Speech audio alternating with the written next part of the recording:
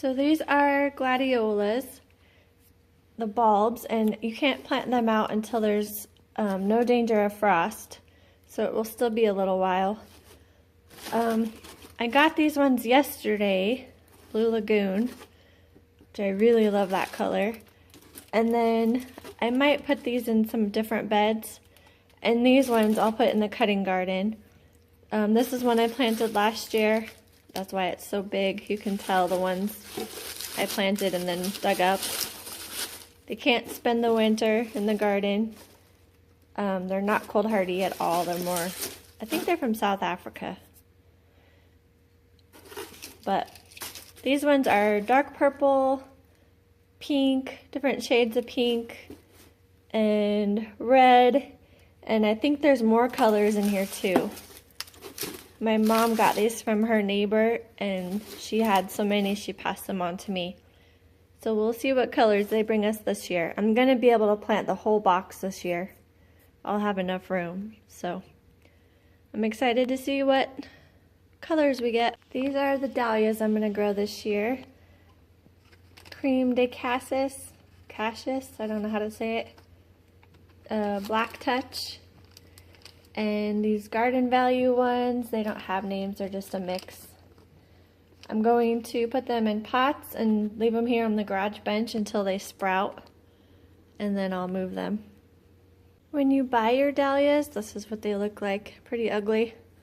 You want to make sure that all of these are hard, not soft and moldy. And then when you plant them, you just plant them to here so that the top doesn't rot off. So here it is potted, and there's the stem sticking up there. And then I'll just water them and keep them in here until sprouts start coming up. I got all my dahlias planted. Here's what they're gonna look like again. And now it's just, I need to water them and then just sit back and watch them grow.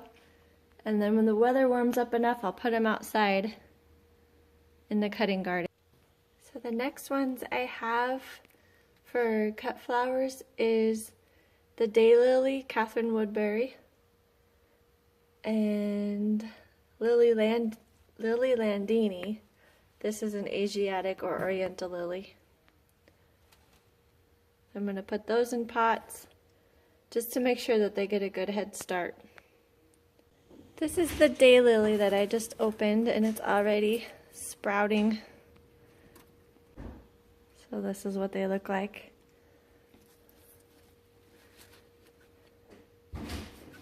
I'm only planting it like this because they aren't going to stay in these pots.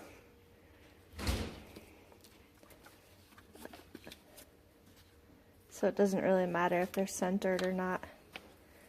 And I'm probably going to cut this growth off. We'll see. So I did just cut the tops off here. And I noticed when I did it, that's what they did before when they stuck them in there. So it felt like the right thing to do. We'll see. For the Oriental lilies, it says to put them in 6 inches. But we'll see. I know each of these plates are little, I don't know what you call them. These little parts, you can take them off and put them in like a dry matter, like vermiculite or something, and leave them there, and then they'll start forming new bulbs. So I might try that at some point. We'll see. Okay, so it says to plant them 6 inches, so I just filled up the bottom of my pot, and then I'll put them down there and cover them. Okay, so they're all finished now, and they just need to be watered. I forgot I was going to do some of these sweet peas, and I'm going to use these kind of long tom pots. Sweet peas don't like their roots disturbed, so that's my plan. Hopefully it'll work. and I'm not planting them too early.